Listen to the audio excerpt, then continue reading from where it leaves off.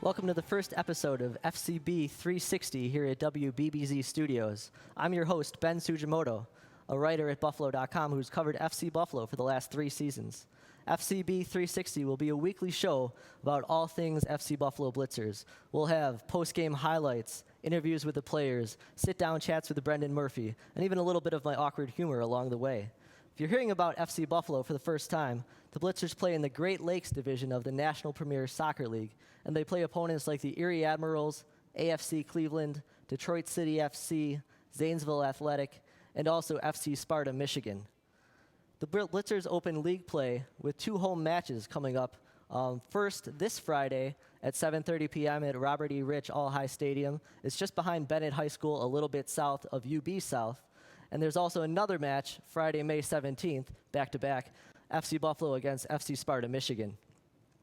2 following matches closing out the month of May will be road games against Erie Admirals and also defending champion AFC Cleveland. We'll talk a little bit more about Zanesville Athletic once we come back from this break. This episode of FCB 360 is brought to you by Buffalo.com, WBBZ TV, your hometown television station, Rich's Products, and The Situation Room, making visiting teams feel right at home since 2009. Welcome back to FCB 360. Now we're going to talk a little bit about FC Buffalo's opponent this Friday, which is Zanesville Athletic, an expansion team in the NPSL. We don't really know a lot about them yet, but their owner is Josh Stocker, who's an assistant coach at Wittenberg University and also a coach at Club Ohio. They did have a head coach once upon a time in Brandon Ponchak, but he's since been hired as a head men's coach at Sterling College in Kansas. So right now we're not really sure who Zanesville Athletics head coach is. They've had 4 tryouts, the final one being April 7th, and altogether they've had 100 players show up.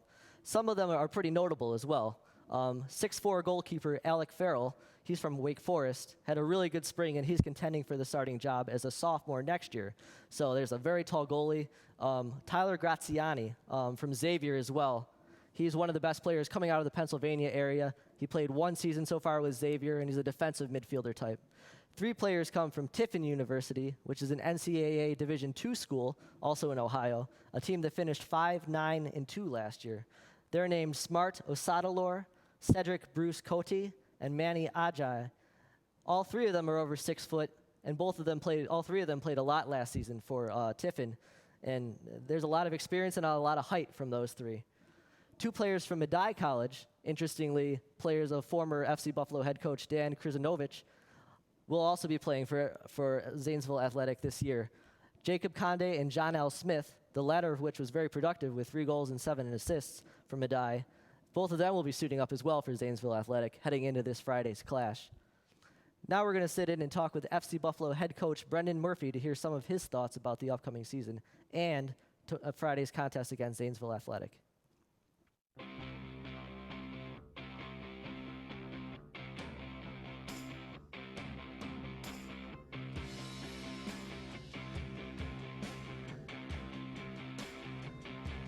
I'm now joined by FC Buffalo head coach Brendan Murphy in his first year with the FC Buffalo Blitzers.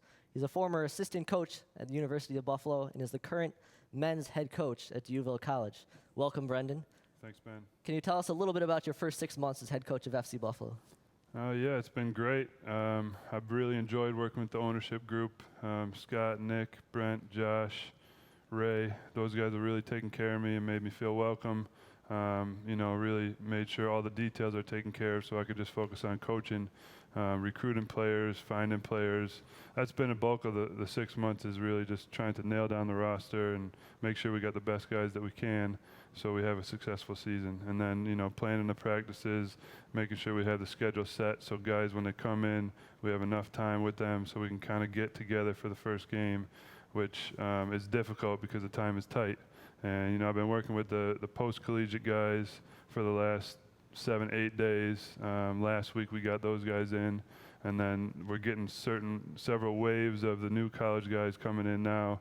We had a few come in yesterday, a few more today. We'll have a couple more tomorrow and a couple more on Thursday. So it's going to give me maybe 2-3 sessions at most with everybody here together that is probably going to be playing on Friday. So it's a tight transition. But I'm happy with the progress we've made with the sessions that we've had, and we just got to keep taking one session at a time and trying to build off of what we did previously. Do you have any tactics as a head coach to foster continuity, to get the team to gel together quickly? Because that's really important in a short season because you don't have a lot of time for mistakes. Absolutely. I mean, that's a big thing that we've been working on. It's a lot of little things. It's getting the guys in rhythm with each other from our functional warm-up, what we do, our dynamic stretching. Everything is together. The way they run, the way they skip, the way they move, everything needs to be in rhythm with each other. So just starting with that, it's a little thing, but I think it carries over into the training sessions. Some of the passing, basically everything we do, I'm trying to have them communicating and making it a problem-solving activity for them, where it's not just you pass the ball here, run here, stop, turn, pass the ball there, run there, stop. Instead, it's fluid, and there's a lot of there's a goal at the end that they have to accomplish, but there's many different ways to accomplish it. So they have to work together, they have to problem solve and communicate amongst themselves to get to the goal that we're trying to get to. Whenever there's a time in a session when guys, I'll see them starting to have a side conversation about, oh, I should have made this run. I was hoping you were going to drop in here. I let that go, and I try to encourage them to do that, because that's exactly what we need right now, is just figuring out different tendencies. Who likes to play 1 and 2 touch? Who might take a couple more touches on the ball? Who likes to spin in behind to make those dangerous runs? And who likes to sit in a little bit? So just letting them have those conversations and fostering those type of conversations, I think that leads to us getting on the same page and getting together. So I think there's big things that we can do, and organizationally, and getting the whole team moving in the right ways, and moving the ball in the right patterns that we're looking for, to give them a format. But like I told the guys, it's on them. I'm going to give you a format, but it's for you guys. You're all good enough players that you can figure out amongst each other what works best for who. Where you need the ball, if I need it on my left, if I like it out in front of me, if I like it back at my feet. That's for them to sort out, and it's for me to facilitate those conversations and those opportunities for them to have success and to also have failure, so they know where they need to improve. Only 9 players returned from last year's club, so there's a whole lot of new faces in terms of personnel. Let's start, I guess, in between the pipes. We have Kareem Gray, a Canisius College goalie, who graduated, but now he came in. He played a little bit last year. And what does he bring to FC Buffalo? Kareem is, he's very charismatic. He's a leader. Just the way when he steps on the field, you see he's the loudest player out there. He's constantly communicating. I think he really buys into the system that I'm trying to establish with the team, and he's really helped as new waves of guys have come in. He's really taken them under his wing and helped them to learn just the little things that we've been working on. So I think his leadership is one big thing. He's a very confident goalkeeper, and I think just giving him the confidence to be a leader and to just go out and grab guys if he doesn't like what they're doing, and let him know what he thinks, and they're responding to him. So I think he brings a lot in the leadership aspect. He's a great shot stopper. He's very quick off his line, and he kicks very well. So I think his distribution is going to start a bunch of attacks for us, and I'm excited to have Kareem on the field and in the goal. He should have a strong defense in front of him, too. FC Buffalo fans will be familiar with Jake Reno, who spent actually the last 2 years with some injury problems as well, but he's kind of groomed into a fan favorite. And you have Reno, but you also have a couple new faces as well who will step in and probably immediately make an impact. Yeah, we're going to need to, the first couple games is going to be, I don't want to call it a makeshift back four, but we're going to have to kind of put the puzzle pieces together a little bit in the back for the first couple games, because like you mentioned, Reno, he's a stalwart. He's not going to be in until June. Chris Walter, he's coming in later after he finishes his exams at Hartwick. We got Nick Garcia from Niagara. He's coming in later. So our back four right now is guys that are doing a good job, and I think they're going to fill a decent role for us. But I know that we're going to have an influx of backs coming in, mid-season or so. So the back four that you see right now might not necessarily be the back four you see in 3 to 5 weeks. But I'm excited about the guys we have right now. I think, AJ Johnson out wide as a right back, getting forward. He's a big boy. He gets up in the air. He wins a ton of headers, and he's a dangerous attacking force. And Josiah Snellgrove on the left. He's a former pro, veteran, great guy, great player, good leader. communicates constantly, and you don't want to be on the other end of a tackle with Josiah. So I love our back four as it is, and I'm excited about the guys coming in as well. That's one great thing about this roster is there's competition at every position. So that will be fun. It'll be difficult on me. I'm going to pull my hair out, probably get a few more gray hairs over the course of the season, trying to figure out who I'm going to dress and who I'm going to start. But that's why we brought these guys in, so there is competition, so nobody's really safe. In the midfield, there are two guys coming in from St. Lawrence University, your alma mater. Can you talk a little bit about Andrew Bednarski and Osvaldo Morales? Sure, yeah. I'm very happy to have two guys from my alma mater, St. Lawrence. The head coach up there, Bob DeRocher, he was my head coach when I was a player, and he is still the head coach there now. So I know for a fact that anybody he brings in to play for him is a top quality player, just right off the bat. And then in speaking with Bob, and I know Andrew from years past, we've worked a couple camps together, and what I loved about him initially is the fact that he's a worker. He's always on the field.